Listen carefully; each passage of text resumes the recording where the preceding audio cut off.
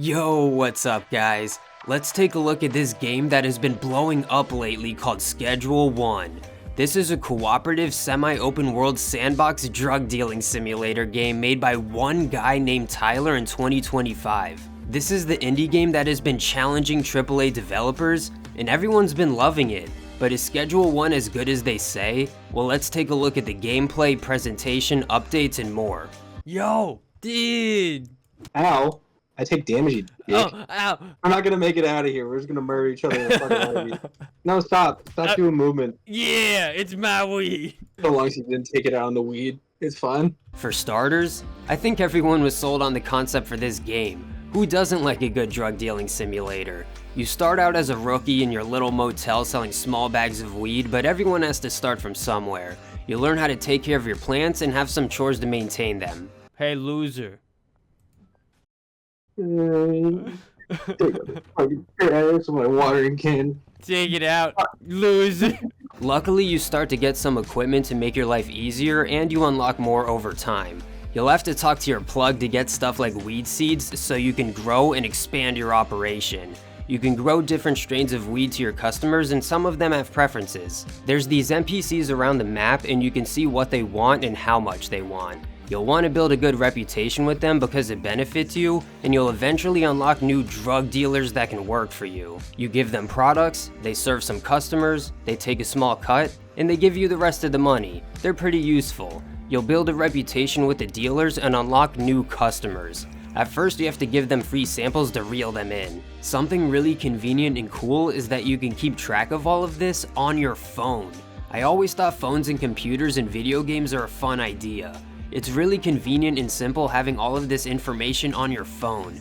Now I'm just waiting for phone games. What about Egg Run? And he's got balls. He has little egg balls. Well, at least you can do useful things like deliveries, or you can visit some of the stores for more items and resources. There's a select amount of buildings you can enter for different reasons. There's not a lot of customization, but you could get different clothes and accessories. There's a pawn shop that's pretty cool, but my favorite has to be the casino. Dylan! Playing slots. Crazy. Oh, Matt just hit the jackpot. Hearts all day. It's literally rigged to be hard. This is the exact type of thing we need in a game like this. There's nothing better than gambling away your money that you got from a drug deal with your bros. We got blackjack, some slots, and our favorite, ride the bus. Oh my god. This one is fun to do together and try to make it to the end, or you should tap out and collect your winnings before you lose. But before you waste all your money at the casino, there's smarter things we can do with our money. Like getting better drugs. Oh, I know you didn't think this was a cute little weed drug dealing simulator. Motherfucker, we moving on to coke and meth. This is the big boy shit that gets you that real money. By the end of this game, you will learn how to make these hardcore drugs inside and out. You will upgrade your drug empire and hire more people so you can sit on your lazy ass. I'm really trying to get through college. That's what you're doing? I also smoke it. It's pretty good. God damn it. Am I being peer pressured? Yeah.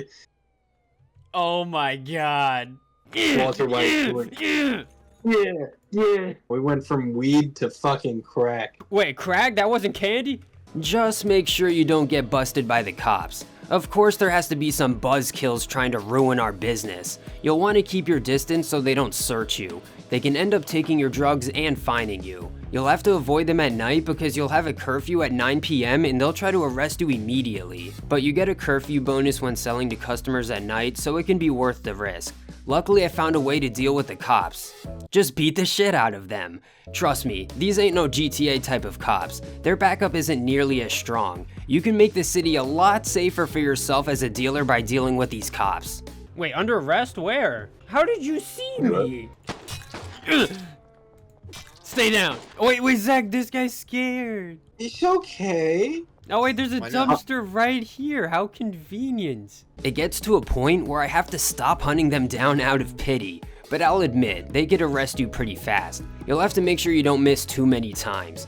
Dying can cost a fine too. But once you have everything in order and know what to do, you can keep progressing and upgrading. You'll buy new properties and have more drug operations going on. You can have your employees focus on certain things and check up on them. Make sure to pay them and give them somewhere to stay.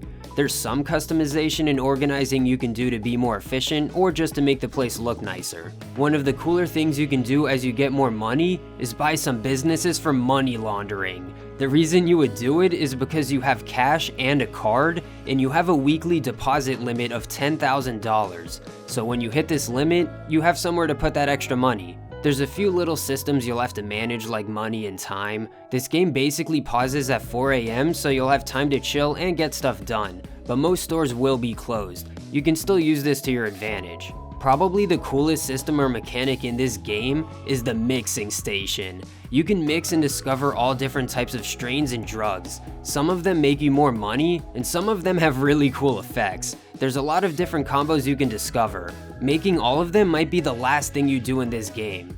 So yeah, that's a very exotic strain that is mixed with the finest of green crack and horse semen. I like it. What? What? Should back up. There's some crazy shit you're taking right there. What the? Oh my god. Oh no. Zach? Uh-oh. Yo, Jennifer! Oh, no. Jennifer! Suicidal. Oh! Holy That's shit. crazy. There is a certain point where things start to slow down in the sense of getting anything new or progression. You'll definitely get more customers and quantity over time, but you stop getting quests and new items. You would get new items as you sleep and level up, but you start getting less items or no items when leveling up.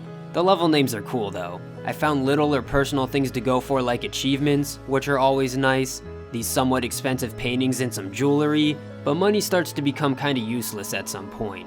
Once you buy everything, there's very little to no milestones. Our net worth at 50 hours was about $500,000. I will say that I have one more area to unlock with a new dealer and new customers, but I'd have to stretch out the experience to finish all of that in my opinion.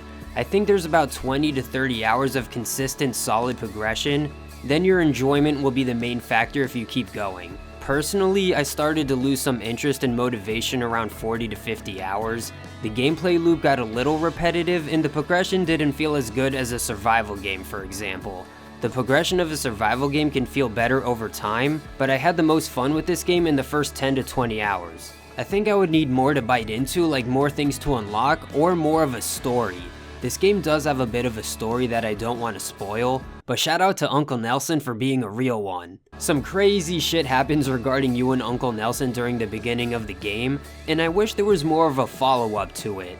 The semi-open world can feel a little dry sometimes. The casino is great, but I wish you can interact with more buildings and NPCs. You pretty much only talk to NPCs for objectives. There should be fun dialogue options that can affect your reputation with them. And other cool places that you should be able to enter, like this arcade. This would be sick if this was a functional arcade. I think it's pretty neat how the TV has a couple of games, but make it more worth it and add more games and a leaderboard so you can compete with friends. It can make things feel more alive when you have things like basketball and vehicles. You start out with a skateboard, which is really fun, and it might end up as your main vehicle because the golden skateboard is really fast and fun to use. But the cars, and especially the van, can hold a lot of items. It's nice having some transportation in a game like this. Maybe even add a payable fast travel at the bus stops. But that's the thing. I'm reviewing this game during early access and a lot of things could be updated. A lot of things I told you can become less relevant over time, especially the criticisms.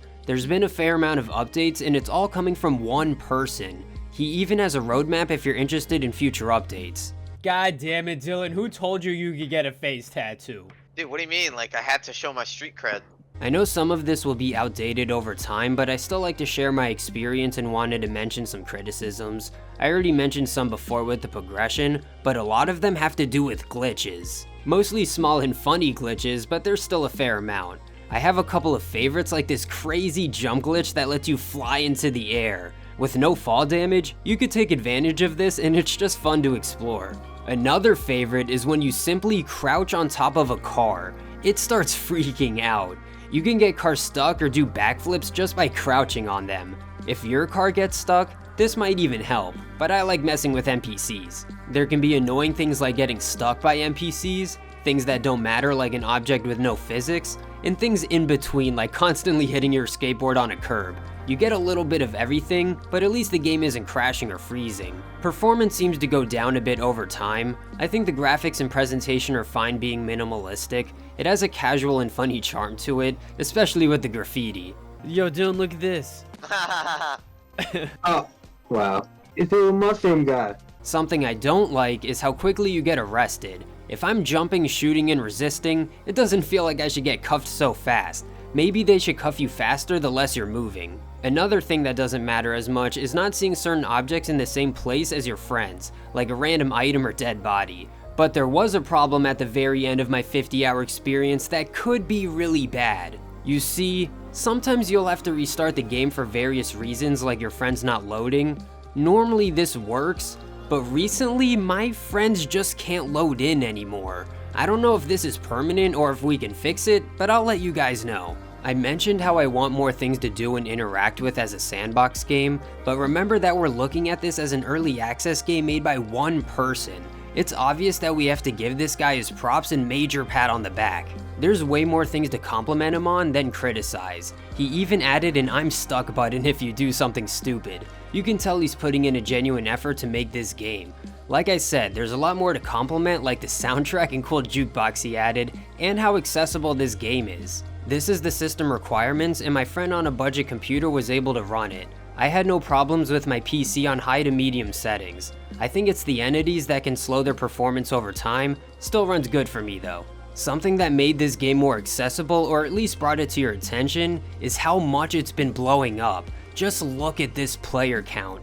This is actually insane for an indie developer's first game. About 500,000 players on Steam with a good amount of average players. Just like that, Tyler's rich. For a co-op / single player game, that's even more impressive. It's just a nice feeling when a good indie game is getting all of this attention instead of a basic AAA game.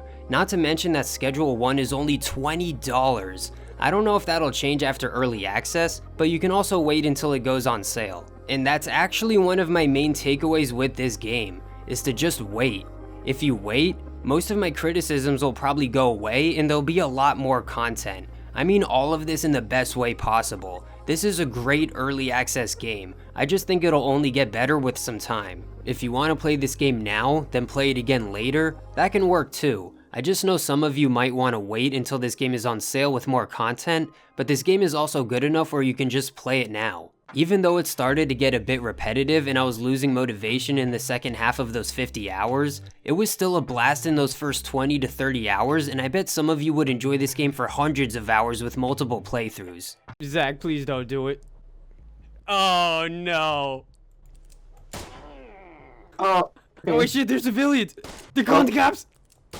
yeah, I can't call the fucking cops now. They can't. No, he's trying! Yeah, he's not calling shit. Either way, it's definitely worth the $20 with a $1 per hour ratio. After that and everything I said, I can confidently say yes, Schedule 1 is worth playing. No matter what time you're watching this video, months or years from now, I'm sure this game will only get better. You can try the demo if you're still on the fence. All that it takes is a good friend or group and you'll have a lot of funny moments building your drug empire. I played this as a co-op only game, and just like a survival game, I imagine it'd be less fun and a bit more tedious than having a friend help you. Alright guys. Trent, don't be alarmed by my friends here. Here's your 3 metharoos. Wow, that's really hard. Oh, I failed. Yo guys! Oh, Guys! shoot him. Oh my god! Yo, holy shit! Oh my god. You just got wrecked. Zach!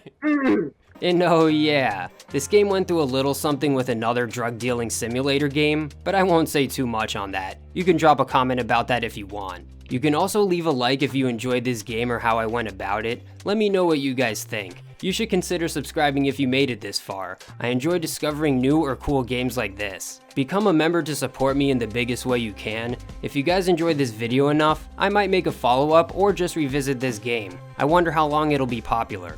I'm at the tattoo shop and all my clothes are off. Oh.